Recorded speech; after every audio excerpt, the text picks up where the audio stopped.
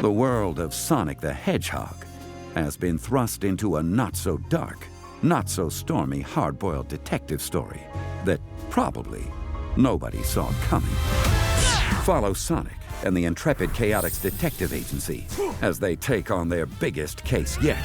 This high-flying, action-packed adventure will take them across the world, fighting for every clue they can find. It's one heck of a tale, which is good, because this story might be the only thing that can save their lives. Well, if that's all, I can just dispose of you. Wait, what? All will be revealed in Sonic the Hedgehog presents The Chaotix Case Files. Listen now, wherever you get your podcasts. When the Chaotix are on the case. Stoveleg Media, igniting conversation.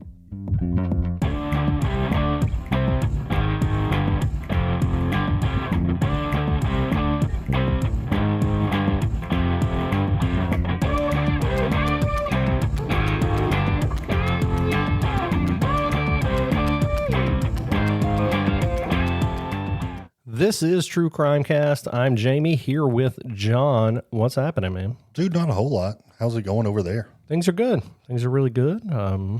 We're heading toward a weekend before this comes out, so feel pretty good about it. Weather's great. Got some things reserved for CrimeCon, so feeling real good. Yeah, and I think one of our fans from across the pond is coming over, and just really excited for you to meet her. Yeah, excited to meet. I say that as if I'm not excited. I can't be there. Yes. So I'm going to try my best, but I don't think it's looking good.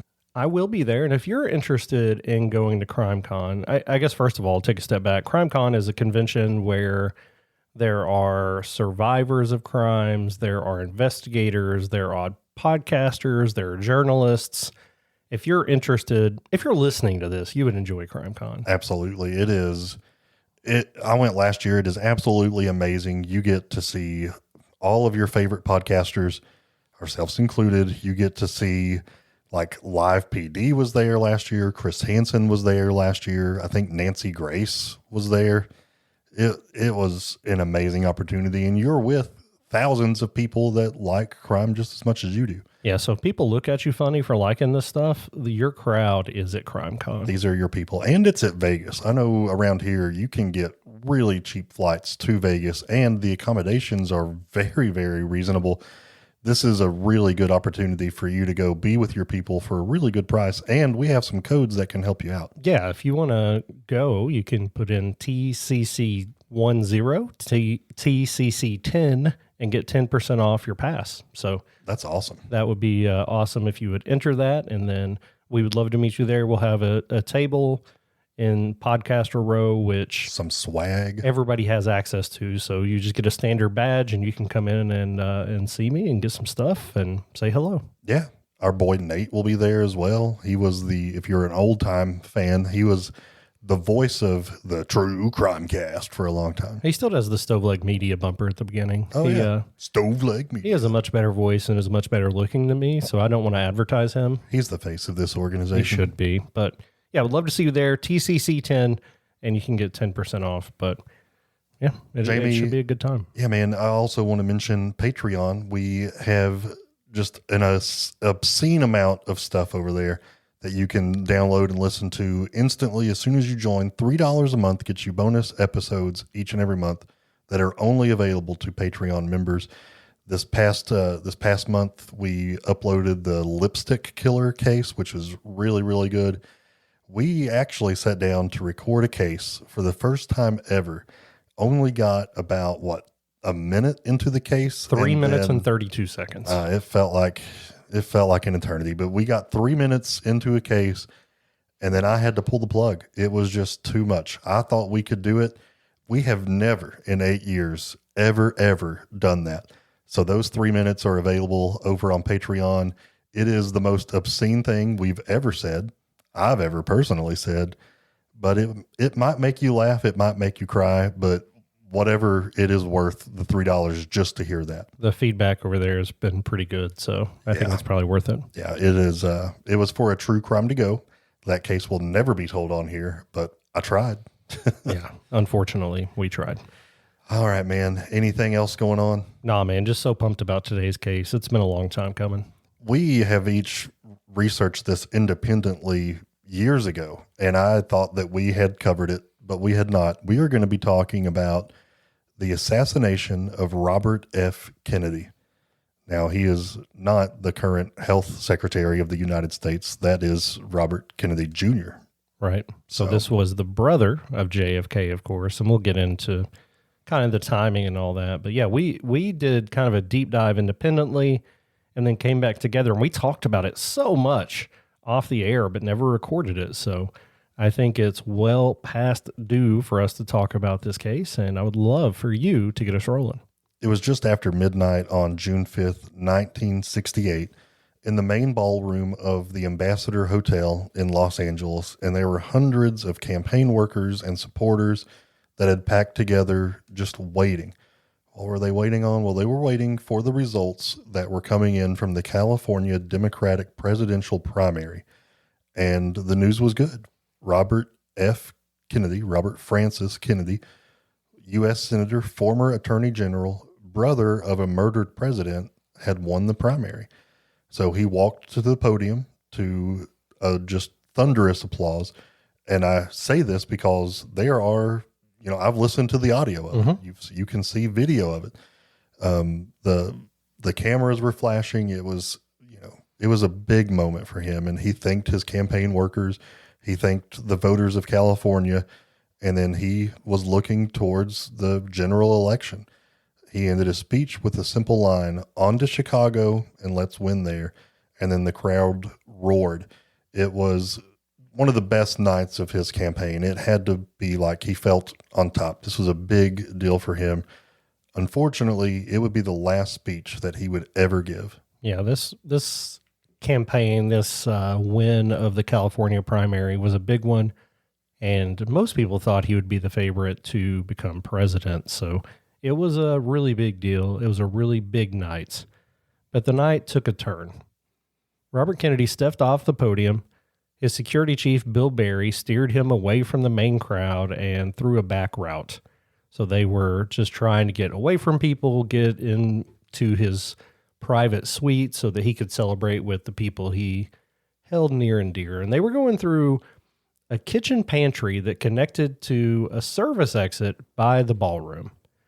Kennedy walked through the pantry, shaking hands with kitchen staff. There were cooks, busboys, and dishwashers, and he was pausing to take time to thank each of them for what they had done for this event. It's kind of who he was. He was at least presented as, and historically seems like, kind of a man of the people, and he was very popular, and he continued to try to be the person that people thought he was or wanted him to be, at least publicly. And then, from somewhere in that really tight little corridor, a small man pushed forward. He was holding a rolled-up campaign poster in one hand, and concealed inside of it was a .22 caliber revolver. He opened fire, and then chaos erupted. Kennedy fell to the concrete floor. He was conscious for a moment, and witnesses heard him ask whether everybody else was safe. And then he lost consciousness himself and would never recover. Robert Kennedy died at Good Samaritan Hospital 25 hours later on June 6th of 1968, when he was just 42 years old. Let's get to know him just a little bit more before he was a politician. I mean, God, as if you need an introduction to probably one of the most well-known families in America, right? I mean, your brother was the president. He was a World War II hero.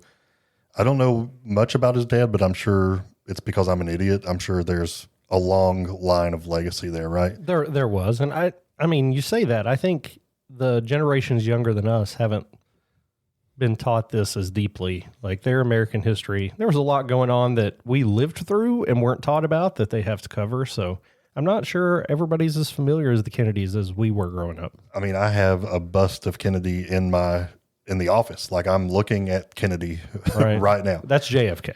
Yeah, not Robert.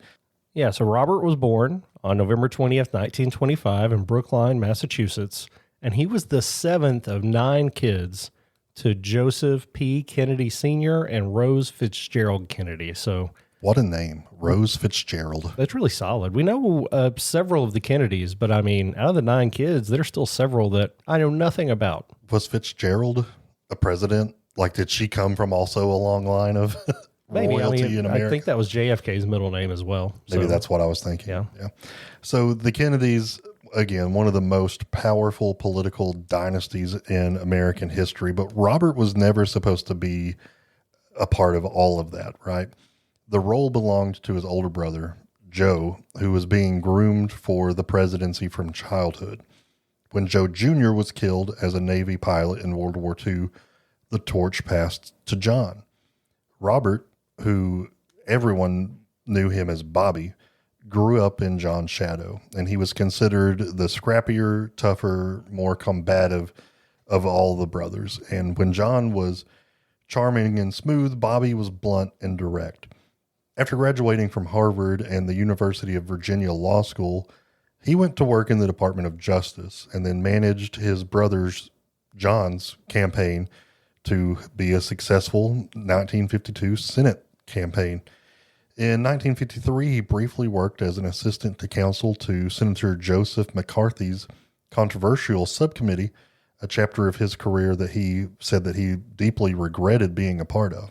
Yeah, if you, again, a little deeper into history there, McCarthy was kind of the leader of the Red Scare as we were in the middle of the Cold War and accused everybody of being communist, and you were on a list. Yeah, I mean, I'd like to say that ended in 1953, but it did not. It went on for another at least 30 years. Yeah, really long time. So Bobby wasn't set to be kind of the politician. He was a little too rough around the edges. John was more well-spoken, but he was a part of his brother's campaign, and during his brother's presidency, he got a big role. He was appointed as the Attorney General from 1961 to 1964, which would have been his brother's full term. Of course, JFK died in November of 1963, but do we ever know, like, has any other president ever named a brother or a relative directly to the cabinet? That's a good question. I would want to say it's probably happened, but that's just a pure guess. I would think it would have been one of the older presidents, but I could be wrong about that. You would think, and even then, you would think back then that would have been more frowned upon than it would be today. But so who knows? What Bobby tried to take on in that role was really, he went all out against organized crime. We talked about John Gotti last week on last week's episode, so you can get some information over there about what Bobby was trying to stop. He went after the mob relentlessly, taking on people like Jimmy Hoffa, who he had been going back and forth with since the 1950s. Some speculate that's why John F. Kennedy was murdered, that it had connections to his cracking down on the mob. Absolutely, and Bobby was leading that force. He was also a committed voice for civil rights at the time. He had personal relationships with Cesar Chavez and Martin Luther King Jr. He traveled to some of the poorest places in the country, Appalachia, the Mississippi Delta, and the poor areas inside Los Angeles, and what he saw changed him. And that was also a big reason of conspiracy as to what led to John F. Kennedy's murder was their work with civil rights. Right. People who knew Bobby in the early 60s said he was a hard-edged, sometimes ruthless political operative. But by 1968, they saw somebody different, somebody who had been moved by all the poverty and all the suffering he had witnessed, and he was committed to do something about it. So he was going to run for president 4 short years after his brother's term would have ended. But of course, his brother was killed in 1963, and that's a big turning point for Bobby as well. Friends say he was never the same after that. He kind of withdrew. Some say it was almost like a Greek tragedy. John, I know you and I are leading a study with our Sunday school class about kind of the Old Testament. When people got mad, they always tore their clothes for some reason in the Old Testament. That's kind of what I picture from Bobby here. Yeah. But he kept going, and he decided that not only was he going to keep moving forward, but he was going to try to take a higher leadership role to make real change. He left the Johnson administration in 1964, so that would have been the year after his brother was murdered, and then he ended up winning a Senate seat from New York. As a senator, he continued a lot of his work. There was the push on poverty, civil rights, and increasingly his opposition to the war in Vietnam. Stop me if you've heard this. Maybe another reason that JFK was killed. Exactly. By 1968, America was fracturing. The Vietnam War was consuming thousands of lives and really tearing the country apart. You think we're divided now? I think this was another one of those times where it felt like the majority of people had no interest in seeing us in this war. Right. So, I mean, can we relate a little bit? I think we can. Martin Luther King Jr. had been assassinated in April.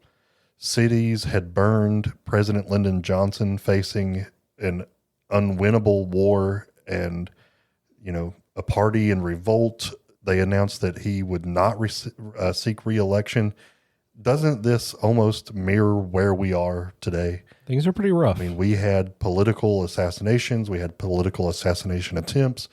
We're in wars that a lot of people don't want us to be in. It seems eerily familiar. History often repeats itself in very unfortunate ways.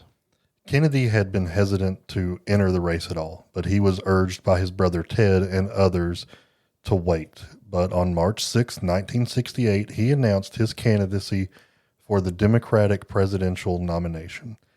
See, he said that he was running because the country was on a perilous course, and many believed that he was the only person in the America public life or public eye that was capable of holding together a coalition of black voters, Latino voters, the working class whites, and young anti-war activists. So people saw him as someone who could unite all of these different groups. It was an unlikely combination, but it was working. Absolutely. And he was well on his way to becoming president when we got to that night of April 4th. When we get back from the break, we'll dive into that night, the details of what happened in the kitchen, and what we think might have really happened, no matter what history says.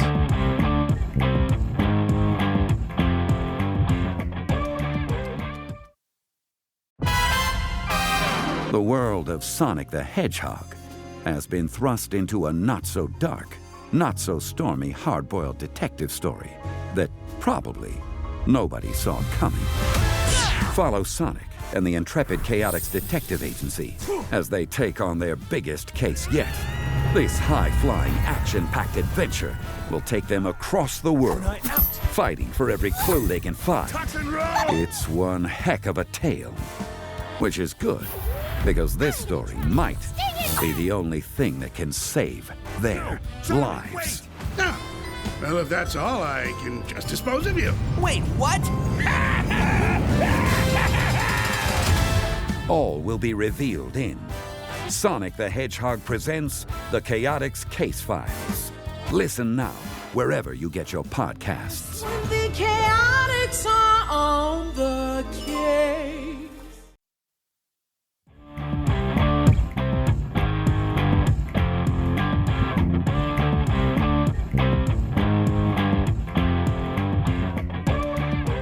Okay, so I lied. Before we get to California, let's take one step back to his previous stop in Indianapolis. You have to go through Indy on the way. Always. You On the evening of April 4th, 1968, he was scheduled to speak at a campaign rally in a predominantly black neighborhood in Indianapolis. As he arrived, that's when he received word that Martin Luther King Jr. has just been assassinated in Memphis. His aides and campaign supporters urged him not to go on, but this was like when he was about to walk on stage. The crowd hadn't gotten the news yet. No smartphones back then. Right. They weren't blowing up on their Twitter boxes. There wasn't a telegraph in the corner. There may have been. We had to wait on word from horseback, but Kennedy decided to go on stage anyway. He stood on the back of a flatbed truck in the cold, and he told the crowd what had just happened.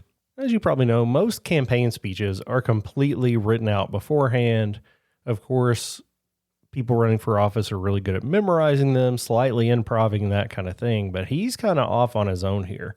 So he's quoting philosophers. He's talking about his brother And he goes into how this country needs unity and not division, not hatred, not violence, but love and compassion. And of all the riots that happened across the cities, the major cities in our country, the night that MLK Jr. was killed, Indianapolis didn't riot.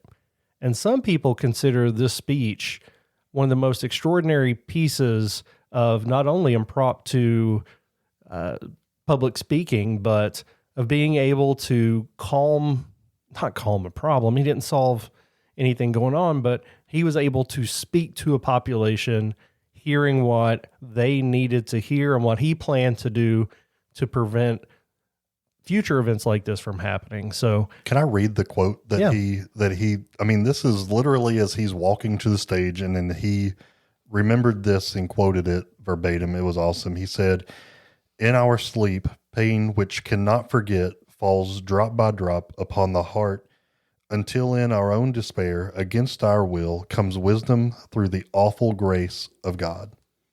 So, and that's from a philosopher named, I think it's pronounced Aeschylus, but I'm not sure. Yeah. But just a really thoughtful man, seems like. A lot of times I start sentences and I don't know where I'm going, but usually I don't have thousands of people listening and a campaign went on the line. He went out there and it was one of his best speeches, and it was completely impromptu. And he and like his whole family had the gift of just being able to kill it during speeches. Commanding no pun intended. Yeah. And for a lot of people, that kind of told them everything they needed to know about Bobby Kennedy and what he would be as the potential leader of our country. By early June, Kennedy had won 4 of the 6 primaries that he had entered. Those were Indiana, Nebraska, South Dakota, and now California. He lost Oregon to McCarthy. California, though, was the big one. The state had the most delegates. The state could effectively clinch his path to the nomination. His main rival for the Democratic nomination was Senator Eugene McCarthy, also running on the anti-war platform. Vice President Herbert Humphrey, the establishment choice, was accumulating delegates without entering primaries. California was Kennedy's chance to prove that he had the broad popular support to take the nomination at the Democratic convention later in Chicago. On the day of the primary, Kennedy spent his time at the beach with his children before heading to the Ambassador Hotel to await the results. By evening, it became clear that he had won, and he had won very comfortably. He carried the black vote, the Latino vote, and a significant share of the white working class vote, which was the goal all along. That's what his aides thought that he could do, and that's exactly what happened. It was the coalition of his campaign that he had promised. Right, and this is going as planned. And for our international listeners that may not be as familiar with American politics, what I'm sure you see a lot of fun stuff on TikTok, but unfortunately, this two-party system going on, and I know a lot of other countries have this, but in an election, not only are you trying to decide in a primary who's the right person, who do I agree with the most, it's also kind of who's got the best shot to win over the other party. And I think this established Bobby Kennedy is kind of checking all those boxes. Now, back to the Ambassador Hotel. Supporters had packed the entire ballroom. Campaign workers, which there are dozens, if not hundreds, they had spent months on the road. They finally allowed themselves for the first time to believe that he might actually win, to take a break from working to celebrate even a small victory. He came down the stairs just after midnight, delivered his victory speech. He was surrounded by a small group of friends, campaign staff. He had some bodyguards there, and actually a couple former NFL stars, Rosie Greer and Rafer Johnson, who are volunteering as informal security. So I'll take a couple defensive ends to protect me if I need it. Absolutely. Notably, Kenny did not have Secret Service protection. Now, at that time, the Secret Service only protected the sitting president and vice president. Now, the Secret Service protects those running for president, former presidents, president's pets, like it's a thing. I don't think Congress and Senate get they don't. this, right? No. Some of them may need it, but I think a that lot would of be them a have lot. private security. Yeah, they should pay for that on their own. And yeah, I hope they do. But now, if you're running for president, you'll have some protection. But that wasn't the case then. After the speech, his campaign manager, Bill Barry, and others started guiding him toward the exit. And that's when he went. Well, the plan was for him to exit through the front door of the ballroom. But at the last minute, Barry changed the plan. Now, of all the conspiracies you're going to hear here, I've never heard anyone suggest that Barry was a part of this plan and he directed him to the kitchen on purpose. But they ended up going through this kitchen pantry, thinking it would be easier, that it would allow for them to get through faster and draw less of a crowd once they got where they needed to go. But as we know, that decision proved fatal. The kitchen pantry of the Ambassador Hotel was a narrow, very crowded corridor. Kennedy moved through it slowly, and as you said earlier, he took time to stop and shake hands with the kitchen staff, tell them how much he appreciated all their hard work. There was a busboy named Juan Romero who reached out, shook Kennedy's hand, and he went on to say later that Kennedy's eyes were warm and kind. It was just a pleasant experience. Even though it was late, even though he had to be exhausted, he made sure to be kind to everyone that worked there. At 12:16 a.m., there was a young man standing near a steam table, and that young man stepped forward. His name, if you're our age or older, you'll never forget, Sirhan Sirhan. That is the most foreign yet redneck Tennessee name ever. Yeah. It's a first name and a last name. All together. Sirhan, that's his first name, and his last name, Sirhan. It's like, hey, y'all know Lester down there, don't you? That's kind of the feel I get. But yeah, don't really understand that naming convention, but that's a name that continues to live in infamy. He was only 24 years old. He raised a .22 caliber Ivor Johnson revolver and fired. Kennedy was struck by 3 bullets, one behind his right ear, one at the back of his neck, and one in his right armpit. 5 other people in the pantry were also wounded by gunfire. So let's just stop there and do some basic math. So there's 5 people that are hit, and then he got hit 3 times. Do we know that these were all different bullets? Did some go through people into another person? These were all different rounds, and we'll get into the ballistics and where we feel like they came from. Most notably, Sirhan, however you decide to say it, was in front of Kennedy. So you noted one of those behind his right ear. Seems odd, right? I mean, unless it ricocheted, yes. So his security that you mentioned ended up tackling Sirhan, and he reportedly shouted, "I did it for my country." Right. And it's, of course, this is a wild scene, got to be crazy, chaotic. People are shot, bullets are flying. Kennedy's laying there on the concrete floor, and his blood starts pooling beneath his head. Juan Romero, who we mentioned earlier, knelt beside him and placed a rosary in his hand. Ethel Kennedy pushed through the crowd to reach her husband. She asked everybody, "Where is he? Give him some air. Step back. Please, let's help him." He was immediately rushed to Good Samaritan Hospital, where surgeons worked through the night. And again, this was just a little less than 5 years removed from this same situation for his brother at a hospital being worked on to try to stop bleeding, to try to save his life. The bullet wound to his head was catastrophic. Immediately, his brother Ted flew to L.A., so did Jackie Kennedy. And on June 6, 1968, at 1:44 in the morning, Robert Francis Kennedy was officially pronounced dead. His press secretary, Frank Mankiewicz, delivered the news to the world in a brief statement outside of the hospital. The same day Kennedy died, Congress passed legislation extending Secret Service protection to major presidential candidates. But of course, it was too late for him. That is awful. I had no idea that it passed, the same time, the same day. Absolutely insane. And of course, this guy he shoots toward Kennedy. He's on the ground. "I did it for my country." Who is Sirhan Sirhan? Yeah, he was born on March 19th, 1944 in Jerusalem. in what was then basically Palestine. He was raised in a Christian Arab family in the Masura neighborhood of the city. When he was just 4 years old, he and his father narrowly escaped a bomb that went off in the 1948 Arab-Israel War, or Arab-Israeli War. Over the following years, he witnessed other violence, including the death of his older brother, who was actually struck and killed by a military truck from Jordan that was swerving to avoid Israeli gunfire. In 1948, with the creation of the State of Israel, his family lost their home in Masura and was displaced to the Jordanian-controlled area in East Jerusalem.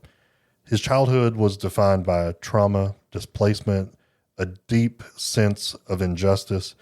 In 1956, when Sirhan was just 12 years old, his family immigrated to the United States. They ended up settling briefly in New York before moving to Pasadena, California.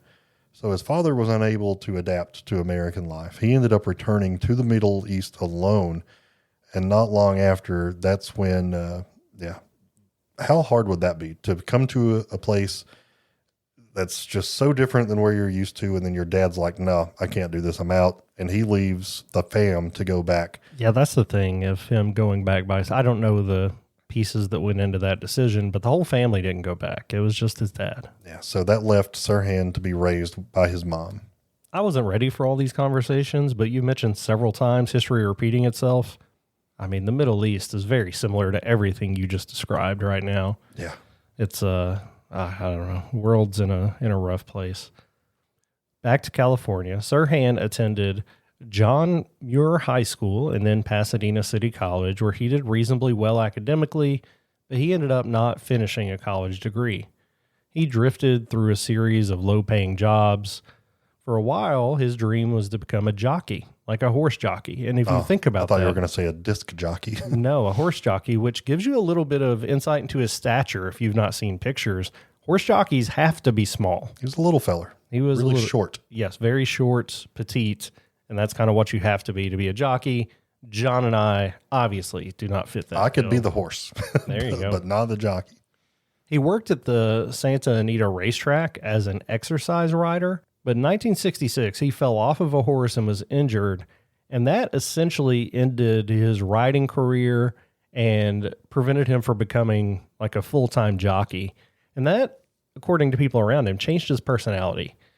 People who knew him said he became more irritable, more withdrawn, and more volatile, which I think after a big life change, somebody's going to have personality changes like that. Around this same time, Sirhan's political anger, or at least the ways that he chose to direct it, started to intensify. The Six-Day War of June 1967, in which Israel rapidly defeated Egypt, Jordan, and Syria, and seized a significant chunk of new territory, really hit him hard. To Sirhan, it was another humiliation of the Arab people, and he blamed the United States because they were, of course, backing Israel. He started directing specific hatred toward the American government, and even more specifically, Bobby Kennedy, who had expressed strong support for Israel during his campaign, including a promise to send 50 jet aircrafts to the country. In May of 1968, Sirhan wrote in his diary over and over, RFK must die. Robert F. Kennedy must be assassinated before the 5th of June, 1968. And that date, June 5th, was the 1-year anniversary of the start of that 6-day war. So we have this journal. It came from his apartment. We know that he had a lot of anger building up, and it started from his childhood trauma. On the day of the California primary, he drove to the Ambassador Hotel. He had visited the hotel the day before, apparently to kind of learn the layout, and he had with him the .22 revolver that he had purchased illegally. As a non-citizen, California law prohibited him from owning a firearm. He spent part of the evening at the hotel bar. Witnesses later said that he appeared to have been drinking, and when Kennedy was brought through the kitchen pantry, Sirhan was waiting. He fired the shots, and then immediately he was arrested. Interestingly, he was still holding the gun when he was arrested. He showed no remorse in the immediate aftermath. When police booked him, they found a clipping in his pocket about Kennedy's pro-Israel statements. And remember, he has a hatred for America for backing Israel in what happened a year prior. Yeah, so far everything's adding up and making sense. His trial opened in January of 1969, where he became the most covered criminal in American history. The case against him was overwhelming. He had been caught in the act, gun in hand, by dozens of witnesses. His diary showed explicit evidence of premeditation, of planning this, of wanting this to happen. Now, his lawyers did not dispute Sirhan the fact that he had fired the gun and done this. They focused on his mental state. They argued that he had been in a dissociative trance and had no memory of the shooting. And you can hear interviews with him where he continues to say that he had no memory of this, that he didn't know it happened. He said he had no recollection at all of firing this weapon. He said he remembered drinking, he remembered being at the hotel bar, but the shooting itself, that time was completely blank in his brain. Psychologists would testify at length about his mental state, his childhood trauma, his susceptibility to self-hypnosis. Again, dissociative. He was in a trance. He didn't know what he was doing. So there were suggestions that he had been self-hypnotized. There were suggestions that a government had hypnotized him.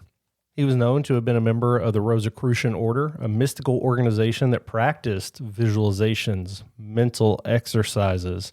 Some experts suggest that he may have been programmed through obsessive diary writing and self-hypnosis to carry out the assassination, and it was an actual unconscious act when it happened. On April 17th, 1969, he was convicted of first-degree murder and sentenced to death. Now, in 1972, the California Supreme Court struck down all pending death sentences in the state as unconstitutional. So Sirhan's sentence was commuted to life in prison with the possibility of parole. And he appeared before the parole board 17 times, and he has been denied every single time. In 2021, the parole board actually recommended his release, and that was the first time they had ever done that. They cited his age, his health, and his childhood trauma that he had experienced. However, California Governor Gavin Newsom overruled the board in January of 2022, citing that the severity of the crime and what he called Sirhan's refusal to fully accept responsibility contributed to his overrule. Sirhan was denied parole again in March of 2023. Believe it or not, he's still alive. He's in his 80s. He's still incarcerated at a state prison in California, and he has retained Jordanian citizenship, and he has indicated that he would accept deportation if released. Yeah.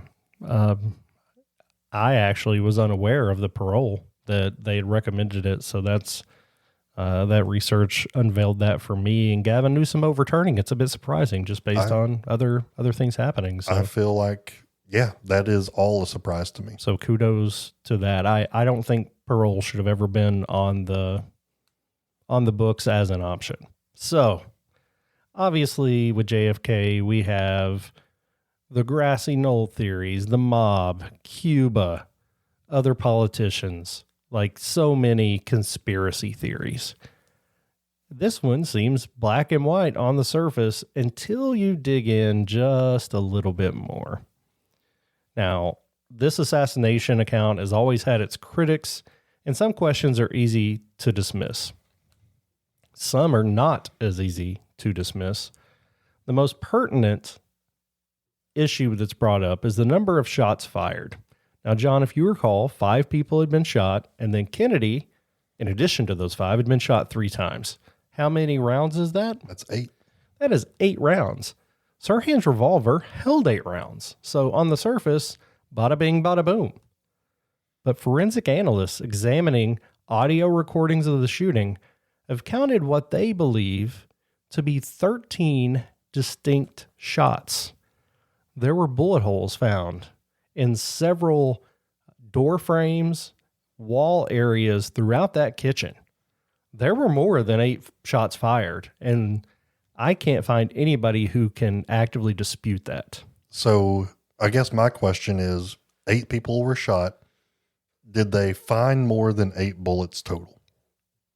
Yeah. Yes. So they found 8 bullets in people, and then there were bullet holes in the walls. So what I was getting at is, did a person have an entrance and exit wound, and then that bullet was later found, and there were only ever 8 bullets found? No, it didn't match up to where the holes in the door frames and the walls would have come through people. That was not necessarily For a .22 caliber. If it did enter and exit a person, I don't know that it would have had enough strength to go into a door frame. right. I don't know that it can go through a person. It would have to hit a very soft spot, right? Yeah, if it hit any bones, it would have been so deformed. I don't think it would have. I mean, there's only one way to find out. I've got to go Are you get going to shoot me in the leg? a mannequin. Yeah. So more bullets fired. And again, we have an audio recording of this, and you can hear more than 8 shots. They say up to 13. I don't know. Just I think wondering you can about- more pick out 10 or 11, but it's still more than 8. Are you hearing echoes? I don't know. I'm trying to be. Well, you can stop advocating for the devil here, John, because there was more than 8 shots fired. And then there's the wounds themselves. Sirhan was in front of Kennedy, but his fatal bullet came from just behind his right ear. And given the assessment in the autopsy of that wound, it appeared that was fired as close as an inch away from the back of his head. So he turned his head and fell forward. And into the person shooting him, and he shot one more in the back of his head from an inch away. Solutions. Multiple eyewitnesses say that he was at least 3 feet away and never got any closer than that to Kennedy, again, from his front. So if he fell and he got one in the back of the head, maybe, but not from that close. The chief medical examiner for LA County, who performed the autopsy, was careful never to state definitively that Sirhan was the one who fired that fatal shot. And that ambiguity and lack of direct clarity on everything that happened has fueled a lot of these conspiracy theories over the years. And quite honestly, I think we don't have the whole story. Now, is it possible that some of his security members pulled their weapons, fired shots? Maybe some of their shots went into the other victims as they were aiming at Sirhan? I don't know. But we don't have clarity on that happening, how that would have happened, or how it would impact the evidence. Well, that's a great segue. So there is the theory that there was a second gunman, and one of those second gunman theories is that a security guard, Thane Eugene Caesar, a security guard that was hired specifically to protect Kennedy at the Ambassador Hotel that night. He was positioned directly behind Kennedy in the pantry. He did carry a gun, and he was, by his own admission, a staunch opponent of the Kennedy family. When investigators questioned him in the days after the shooting, they did not test his weapon. And that would be crucial. You need to know, was that weapon fired? I think that back then they would have even had a way to test his hands to see if they had gunpowder on them, because that would have been huge. How on earth, 5 years after the JFK assassination, and those conspiracies started immediately for the JFK piece, how do you not lock this thing down to leave no room for interpretation or error? No one is getting out of here until we have done everything we have to do. It's like the movie Clue. Yes. The oversight has never been fully explained. Investigators in 1975 convened a panel of 7 ballistic experts to examine the second gunman theory, and their official conclusion was that there was little evidence to support it. But one of the panel members publicly said that the question was, in his view, more open than before the review. So he thinks there is a possibility, but everybody else in this panel doesn't think so, basically. In 2004, a recording made by a Polish journalist at the hotel that night was discovered.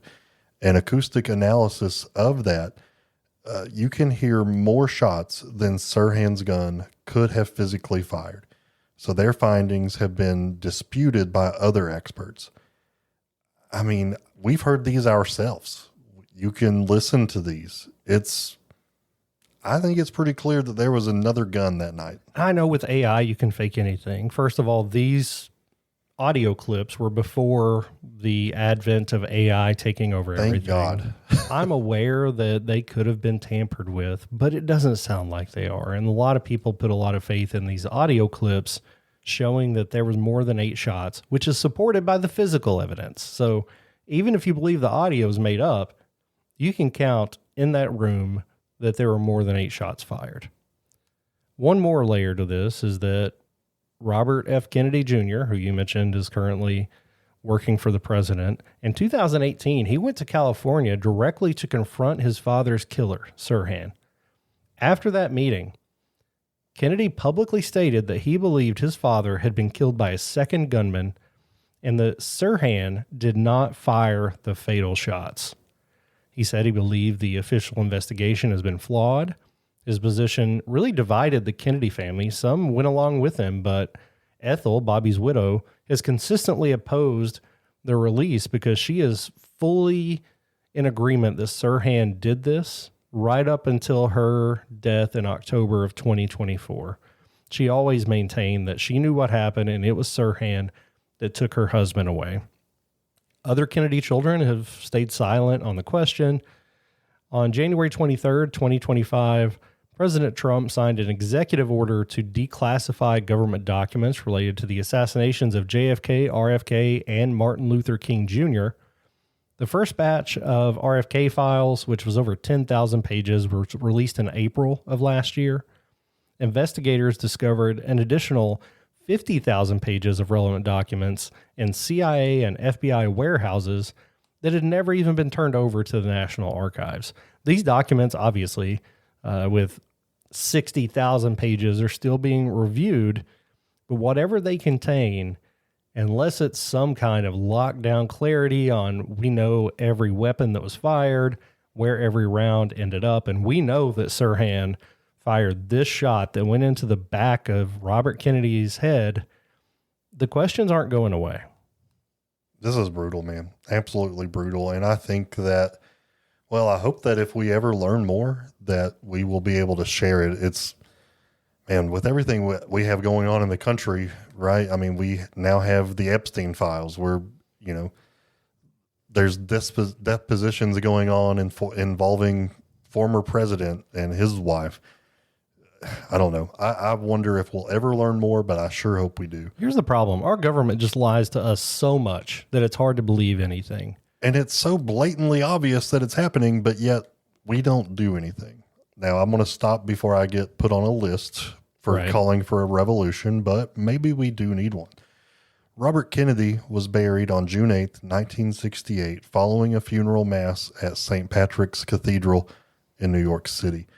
Tens of thousands of people lined the streets outside the cathedral. His body was then carried by train from New York to Washington, and dude, all along the tracks for hundreds of miles, people stood in silence. They held candles, they held signs, and some just stood there with their hands over their hearts. And it was an outpouring of grief that, you know, it was just similar to what the country had experienced the years prior before or during his brother's tragic loss. He is buried at Arlington National Cemetery near John. He was only 42 years old. He had 10 children, and the 11th child was on the way. Ethel was 3 months pregnant when Robert was killed. Just so tragic for our country, for that family. Obviously, I am around that age. Let's say around that age. I have 4 kids. How did he even? My mom was one of 11, and it's a lot. It's a lot of kids. And he left them all behind due to this senseless murder. The Ambassador Hotel has since been torn down. They demolished that in 2006. In its place, there's a complex of public schools that are named after Robert F. Kennedy. The hallways are painted with murals. The library walls are covered with portraits. The children who study there do so on the ground where Robert F. Kennedy was killed. What Robert Kennedy might have become as president, whether he would have ended the war in Vietnam, whether he would have brought the country together, we have no idea. No clue what would have actually happened. It's one of the biggest what ifs in our country's history. He was a man who started his career as a hardened political operative who loved ruffling people's feathers, and he ended it as something that I think we all can aspire to. He was a person in power who seemed to genuinely come to care about people without power, which is something that our world misses in unfathomable amounts. Bobby had a quote he would often use. He attributed it to Irish playwright George Bernard Shaw, and it said, "Some men see things as what they are and say why. I dream things that never were and say why not." And that was the promise of his campaign. That promise died on a concrete floor in a hotel kitchen just after midnight, a few seconds after the best nights of Robert Kennedy's life. You and I don't know. I think I'm probably more of a conspiracy theorist than you are on most things. I think the government knew a lot more about what happened to JFK than they will ever tell us. I think they may have been aware something was going to happen and didn't stop it. I believe the FBI was somehow involved in Martin Luther King Jr.'s assassination, whether that was by directly ordering it or encouraging it. And I think there's a lot here we don't know. I don't know who to point the finger at. I don't know that the Republicans brainwashed Sirhan to do this if it was part of a government program for creating brainwashed soldiers. I don't know that the Vietnamese did this. I don't know that it was a special group that just hated the Kennedys, that the mafia planned this. But I do know that things don't add up. So to me, that's enough to, I don't know, it just continues to break my trust in our government to where I'm not ever going to believe anything they say. Yeah. Sorry for the rant. No, it's fine. I love that you have political thoughts too. It's Robert F. Kennedy Jr., who is the acting secretary of, I guess, the health and health secretary. I can't remember his official title, and I'm sorry, but he was 14 years old when he saw his dad die. And then he was only, 8 years old when his uncle got shot. So this is a young man who currently serving in a major role in America. And I do remember back when Trump, I guess, unsealed these documents and made his intentions known. The first person that he went and spoke with about this decision was Robert Kennedy Jr., who was already in the service of Trump. So I don't know, man. I hope that we learn more, and if there is more truth to be told, I hope that we hear it. And I know not everybody agrees with Robert Jr., but you have to acknowledge what he went through, and I don't know, the loss of his family during his early years and his unique situation to think about things like this. So yeah, I don't know that we'll ever learn more. I feel like there is a push for JFK files, for Martin Luther King conspiracies. I don't feel like there's as big of a social push for the RFK files. Actually kind of surprised that Trump included those in this executive order. But if we find anything from those documents, you better believe we're telling the world, and I hope somebody else would do the same. Yep, for sure. All right, man. I think that's going to wrap this one up. This was so interesting, and I think you did a good job putting it all together for us. Go listen to a podcast called the RFK Tapes. It's a little more conspiratorial than I am, but it has a lot of it goes deeper into the bullets, deeper into the self-hypnosis and interviews with experts. So the RFK Tapes is what that's called. I think it's an 8 or 9 part series. So that's certainly helped to unclarify details to me and raise a lot of the questions I have. Again, I think that Sirhan was there to kill him, but I think there are questions we don't know about what else happened in that kitchen. So we really appreciate you guys listening and hanging out with us, and we look forward to the next one. Guys, we appreciate it. And until next crime, this has been True Crimecast.